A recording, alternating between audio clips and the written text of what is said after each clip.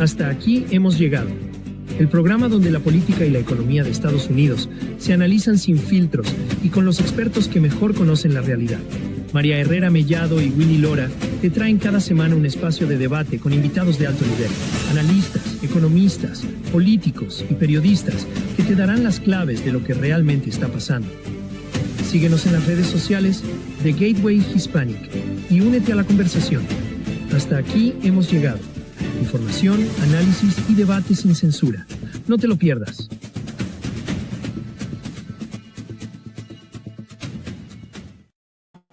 Good afternoon, everybody. Welcome back to our show. Today we have a great guest. His name is Claudiu Năsui, and he's a current Romanian deputy and former Minister of Economy. Welcome, Claudiu. Thank you so much for having me, and I'm really glad to be with you guys. Thank you. Thank you very much. So we have been following your latest interviews, including your interview for great media outlets in Europe and South America. Now, our media outlet is located in the United States. So our questions have to do with current political events in the United States. And we cannot start this interview without asking you if you're aware what happened yesterday in the United States. It's the sudden and tragic loss of the biggest influencer among youth, the youth it's so sad. And we want to know, what is your opinion? Is free speech dead in America? So it's absolutely horrible. I used to watch Charlie Kirk. I mean, you can agree with him or disagree with him. You can agree partially with him. You don't have to agree with 100%. It never condones violence. So I think he was a beacon of debate, of arguing, of using speech and words to solve disputes and never to use violence. And the fact that he was so brutally murdered yesterday for his opinions, it was an ideologically motivated murder. So I realize right now we have all these questions. Why did the killer do this and that? Well, when you kill somebody, an influencer like Charlie Kirk, this is not something which is not ideologically motivated. You know, you have this the Irina Zarutska, who was killed a few days before, brutally murdered. That, you know, you could say we don't know if it's ideology or not. It's maybe a race crime because the killer did say some things afterwards. He said, "I got that white girl," and he did say, but maybe we don't know in that case exactly if it was politics and if it was ideology. But in Charlie Kirk's case, we know it was ideology. So I think it's absolutely horrible. I hope free speech is not dead in the U.S. And I say this because the U.S. is a beacon of freedom. I mean, and I say that from Europe. I think that's also the case for Latin America. People look at the United States to see an example of freedom, and especially for free speech. I think they were a beacon for that. And I hope free speech is not dead. I hope free speech endures. And I hope the persons who did this, who did both murders, get the maximum possible penalty and are made an example of, because they have shook the bedrock of freedom and of democracy. Yeah, absolutely. You're absolutely right. You know, like I work with a lot of political asylees who want to go to the United States just to enjoy those basic freedoms, the freedom, the right to speech, the right to, you know, to be able to pray, which is basically two of the main things that Charlie Kirk advocated for. So may he rest in peace. And as you say, we're like living a very violent period of time in the United States, but censorship is not happening only in America. We see more and more in the European Union, Claudio. Exactly. What's going on? Why are these big institutions like the European Union and other international organizations trying to silence voices like Charlie Kirk's? Why do you think that is happening? So if you allow me just one thing to tell you, there was this thing that Ronald Reagan once said about America as a beacon of free speech, and he said it in the following way. So people who live in communism, who live in dictatorships, who live in other countries and look towards America, it was very important for America to be a bedrock of freedom for them, because they would have somewhere to look for. because they would have some sort of escape. You would have at least a place where you could go, where you could strive to go, even if the authorities in your countries would not let you leave. There would be some sort of place where freedom would still be alive. So that's why I think the United States has to remain that bedrock. Regarding censorship is wrong. And I think the European Union right now is not doing what it should. So actually, free speech started out in Europe. Started in the century of the lights, they called it, le siècle des Lumières in France, with Voltaire, with a lot of writers who they used to be censored by either the church or by the kings or by the powers that they used to bother at the time, and they wrote a lot about free speech, and they wrote that you know who rules upon you when you know who you're not allowed to criticize. So these are a lot of powerful things. And to see the bedrock of the initial historical, let's say, the bedrock of free speech turn itself away is a bit harsh, is very harsh. And I think all of this comes back to haunt you. So if I try to silence you, it doesn't mean that you're wrong. It just means that I'm afraid of what you're about to say. And I think this is what happens in the EU as well. They try to silence some voices, and in the end, they give those voices a lot more amplification. They give them a lot of more standing. And that's why I'm really happy that Elon Musk bought Twitter and now X, because it's a place where I think free speech is much more allowed. And of course you can say, okay, but that also means that you have disinformation running on an X. Yeah, sure, but you have disinformation everywhere. At least you can fight disinformation through information. And that's actually the correct way to do so. So if somebody says something, I don't know, let's say something, the earth is flat, I think he should be allowed to say it.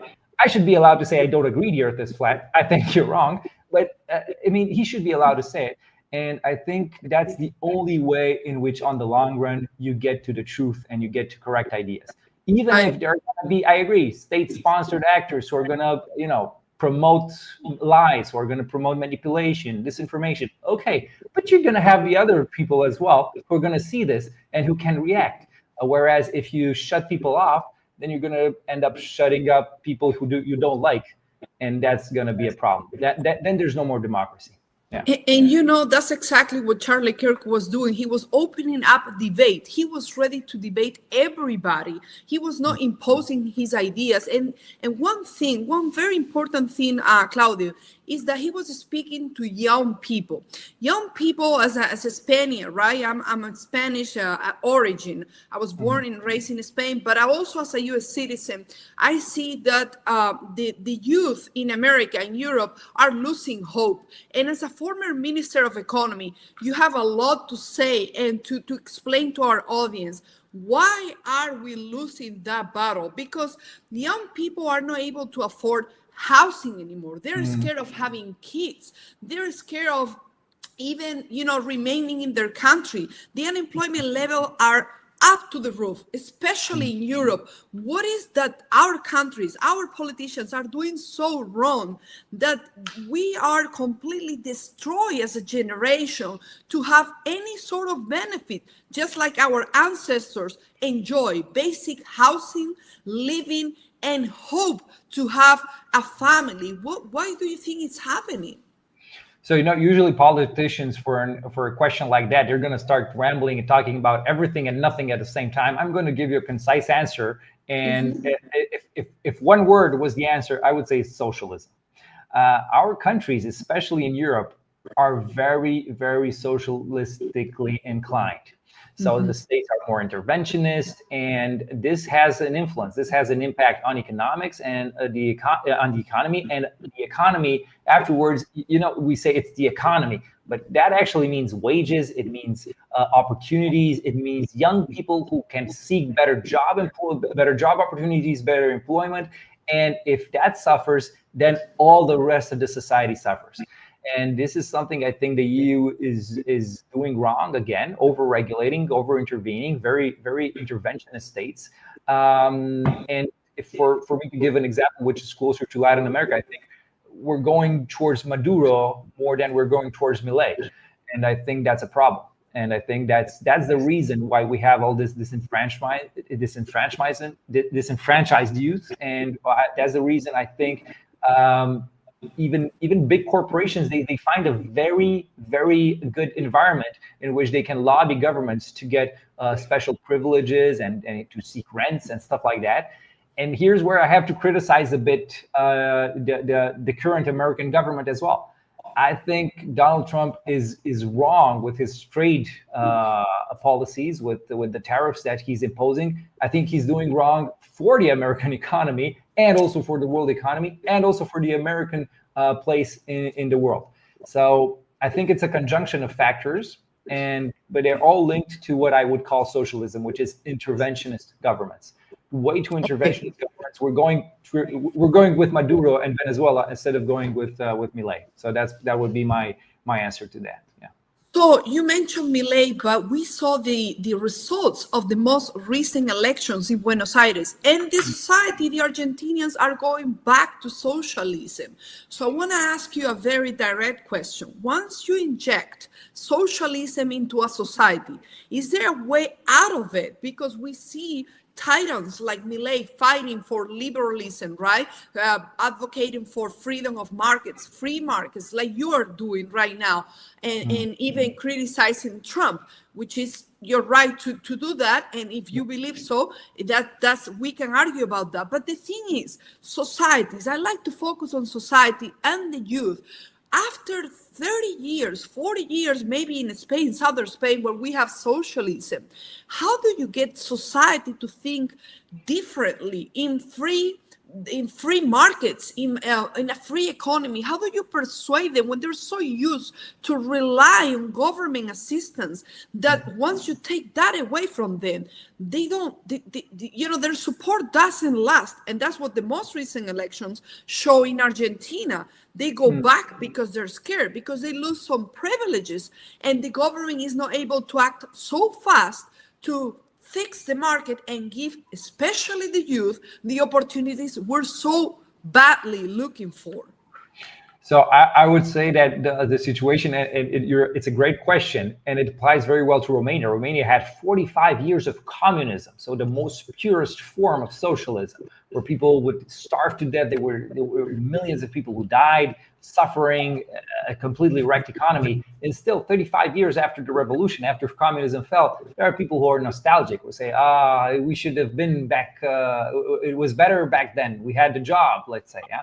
But you would die of hunger. You would have a job because it was a state-owned factory. So the state would say you just work there, but you didn't actually make any value. You didn't produce anything or anything worthwhile. So I would say that your question is very hard to answer because it's about psychology. Libertarianism, so the classical liberalism of Javier Milei has a disadvantage. Has advantages. The advantages are that it works. These are the pros. It actually reduces poverty. It reduces inflation. It makes the economy grow sustainably, organically, naturally, without any state intervention. So that's the plus. But on the con side is that it's hard to understand. It might be unpopular. And the fact that Milei actually won elections, for me as a libertarian, was extraordinary. The fact that he won elections and then that he applied the ideas and that they worked in a record time showed the world, not just me, that when you apply these ideas, it works. So I'm not per se a fan of Milei. I love the guy, but I'm a fan of the ideas that he implemented, because the ideas that he implemented, the policies that he implemented are the ones who work. So I would say that it's sad. It saddens me to see the Argentinian people have at last have the cure after over a century of problems. So they have the first deficit, the first surplus in 123 years. So they suffered hugely because of Peronism and all the interventions that the state had in Argentina. Right now they're unshackled. Growth has come back. Poverty is falling. Everything is inflation is lowest that it was in decades. And it saddens me that they would want to go back to what they had before. But even if they go back to what they had before, that's Argentinians' choice. It's a democracy. They have to choose their way. If they want to go back to socialism, so be it. There are going to be consequences, but so be it. But I would say this. at least we saw what happens when you apply libertarian ideas. We saw what happens because Javier Milei implemented them, and it worked. It worked fantastically. If they're going to vote for him or not, I don't know. In October, I know the actual elections, the midterms are in October, but I hope he wins. But even if he doesn't win, we had a showcase of what happens when you apply correct ideas, and that I think is a lesson for the world, for the entire world. That's a great analysis, and we can stop and pause and analyze Argentinian economy, but that's not the point, because there is a bigger problem today, Claudio, and it's national security, and it's completely linked to the economy. Because if you have like a country like Mexico completely taken by organized crime, and you have a country like Venezuela with infinite oil reserves, and could be one of the wealthiest countries in the world, which in fact it was, but then you have a narco-terrorist government leading the country, then that's it. The country is completely destroyed. Now, I wanted to ask you, because I've been researching a little bit about your opinions on unvetted illegal immigration. I know you focus more on the economy and opportunities for Romania, and talking about stopping intervention from the European Union and other international organizations. But this is the biggest threat, Claudio, that we have today. And it's so well interconnected that they're like running like now like international organization. Narco-terrorism, it's all over. What is Romania doing? What can the government of Romania do to stop this from happening? What is the situation right now of illegal immigration and organized crime in Romania, and your opinion on the European Union position about that? So actually, the European Union is a huge open border area. So usually migration is not such a problem in Romania, because even if migrants come to Romania, they won't stay here. Romania is the second poorest country in the EU. So if they come here, they have an open border to go to Germany, to France, to Spain, to other countries. So it's not a problem, and it's not gonna be a problem unless we have a huge welfare state that incentivizes them to stay here. And that's key, Claudio. Sorry to interrupt you, but that's the thing. What incentivizes illegal immigration today more than anything is a welfare created and promoted for illegal immigrants. Exactly. I am pro-immigration, but if you incentivize welfare for illegal immigrants, you are creating chaos. You're making you're turning your country into a failed state. That's automatic. Don't you think? I totally agree. So I would say it's a triangle. So there are three things. There's open borders, there's a welfare state, and there's equal treatment of people. You can't have all three. You can only have two of the three. So either you have open borders, and then you can have a welfare state, but you have to not give the welfare to those incoming, and then you create a two-tier system, which nobody really wants. But you can't do that in theory. I think actually Dubai has such a system where 9%. Dubai's people are 9% of the population. 91% are expats, are immigrants, basically. So exactly, we have such a system. But I mean, nobody in Europe is going to want such a system. Either you can have a welfare state and close borders, and then you're going to have equality of treatment. Either you can only have two of the three, basically. So I would say that in Europe, welfare states are way too big, and this is something which also has an economic impact on the local population, but also incentivizes migrants to come.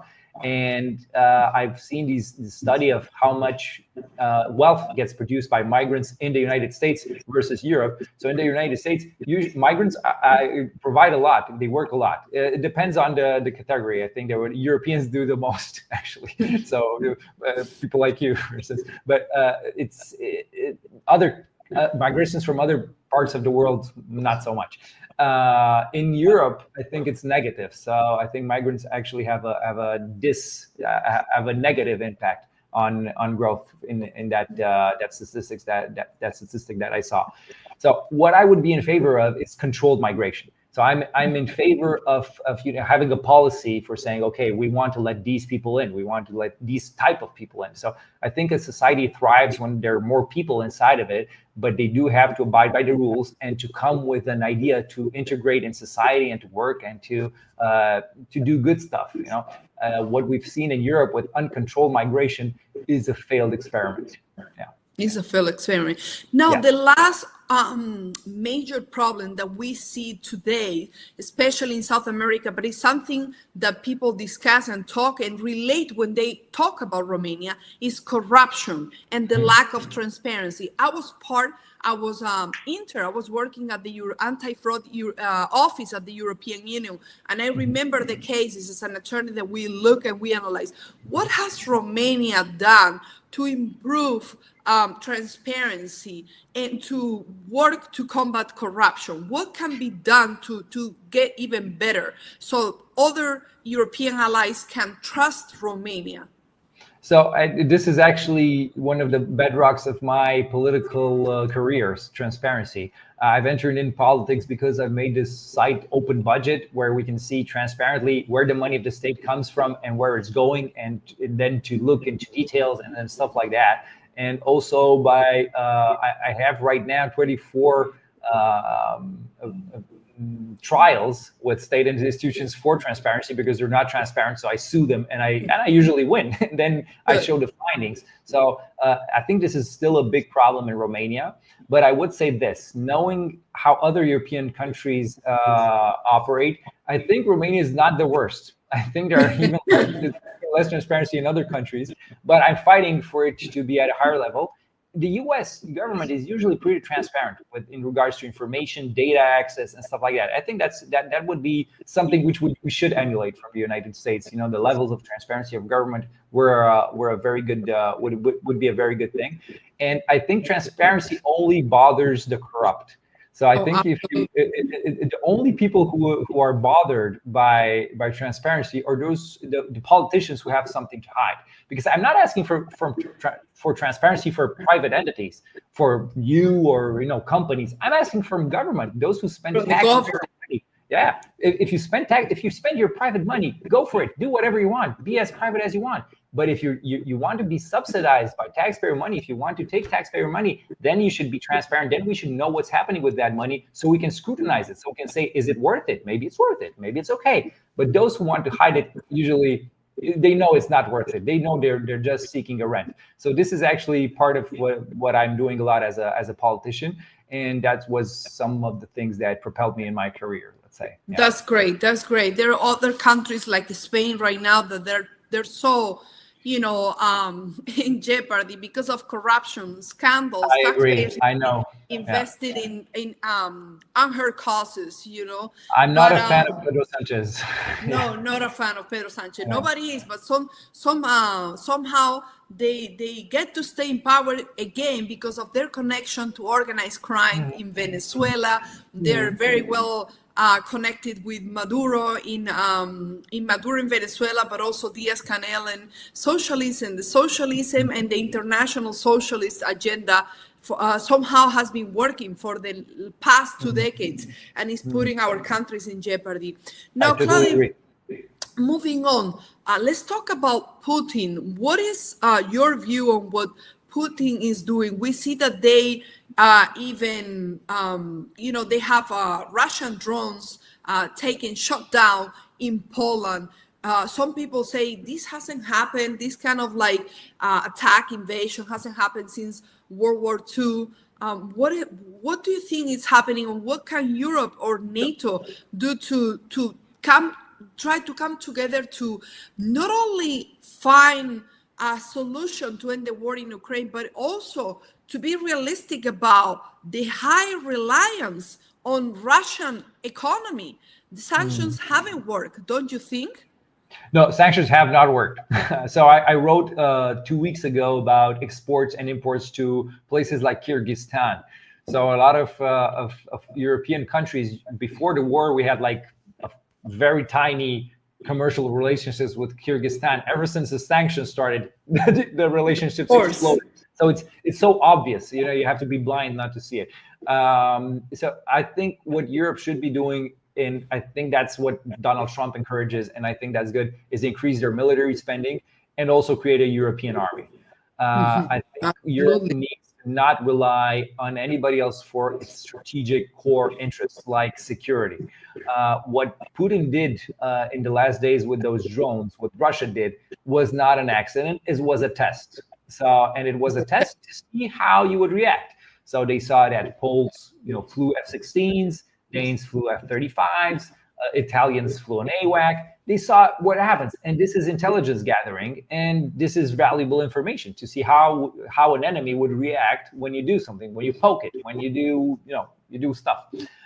So I think we should treat this threat very seriously, and I'm also a big fan of helping Ukraine because Romania, for instance, is at the border. So we're next to Ukraine. If Ukraine falls, we are going to be bordering Russia. And I can tell you this: I know you lived in Spain. Spain is a long way from Russia, but you do not want to be bordering Russia. We have a joke that at a geography class, a student is asked, "What are Russia's neighbors?" And the correct answer is whoever she wants. So, yeah, it's a dark joke actually, but it's real. When the war started, it got real. And actually, I'm a bit critical of the current government, but one of the good things that we're doing right now is that we are investing in weapons in order to be able to defend ourselves in case, God forbid, a war expands. Yeah. That's very important, and I think it's Europeans need to be realistic about it. The US has invested trillions of dollars in EU defense, and I remember I've been living in the United States for the past 16 years, but when I was living in Europe and I was a law graduate, that's the first thing I realized. We need a European army. We cannot rely, and the threat doesn't come only from Russia. You see what happens in Northern Africa, with the migrant invasion and all the threats from Muslim countries. They know how to use this hybrid war, to put our region in jeopardy, and even use the United States to put each other's against the wall. So, Claudiu, what motivates you to remain in public service after so many years, and what are your ambition? What is that you would like to become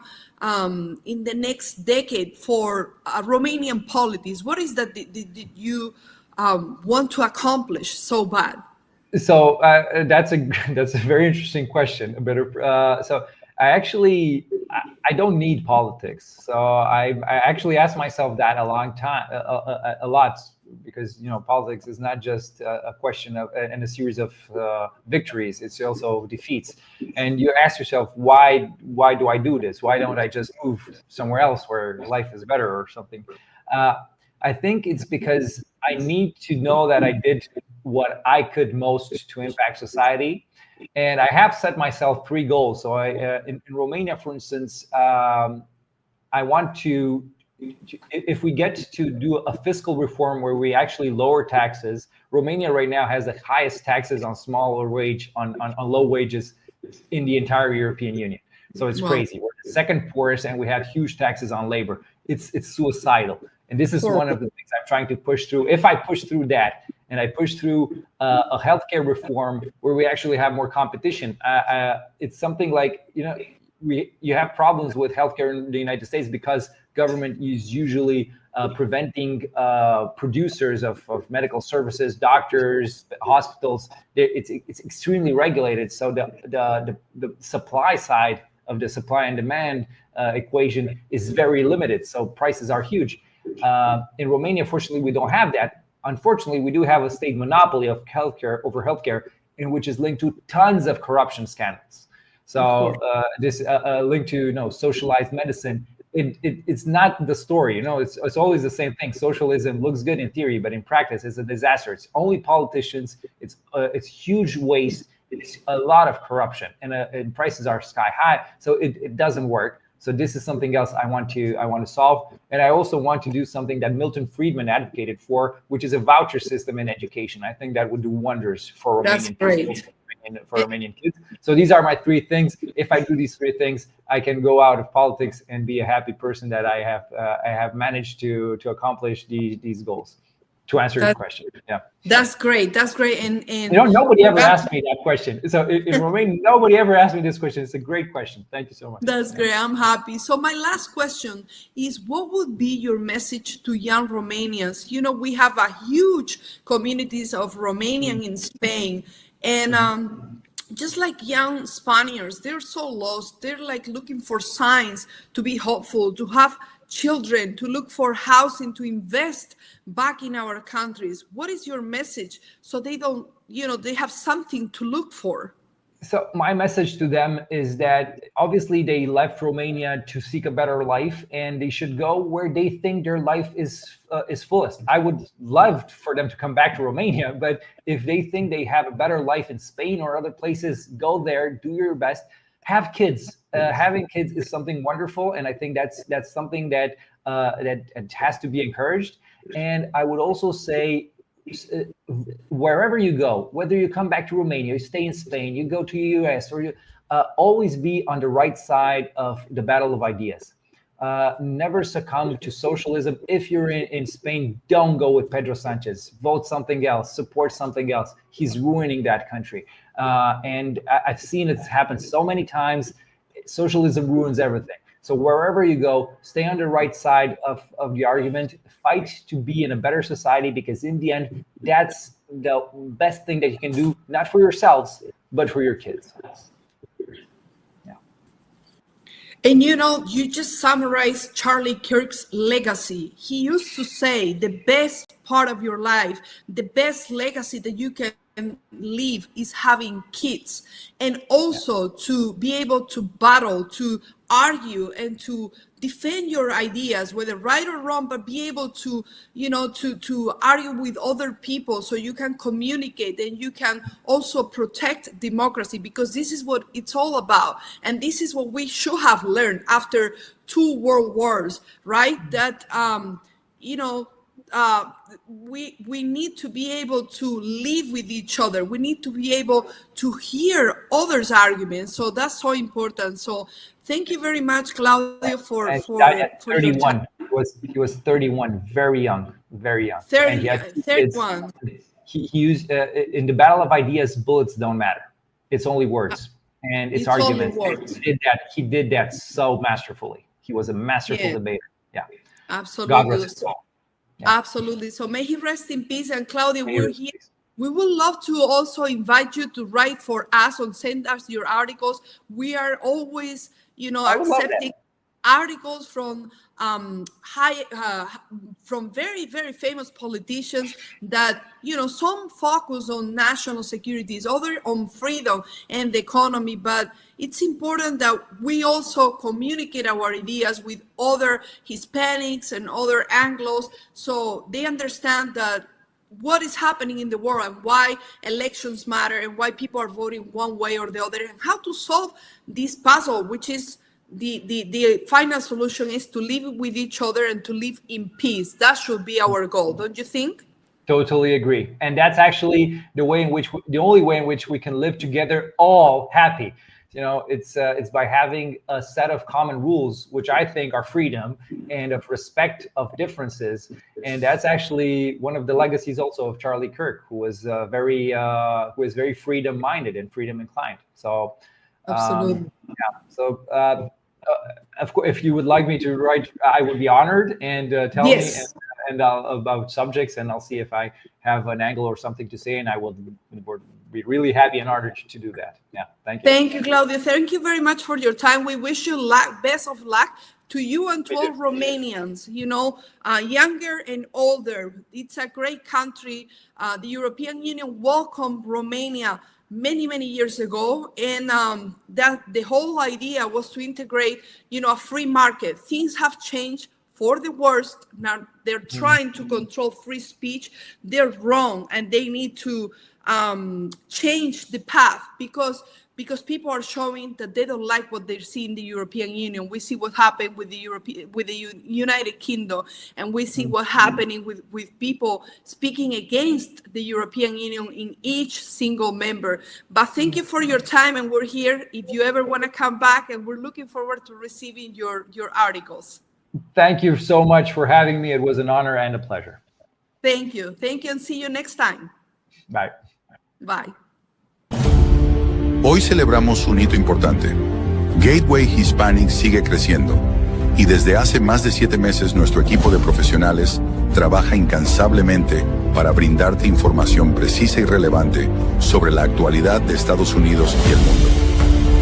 Te invitamos a seguirnos y a formar parte de esta comunidad. Juntos podemos construir un futuro mejor informado. Agradecemos su confianza y apoyo. Gracias por formar parte de Gateway Hispanic.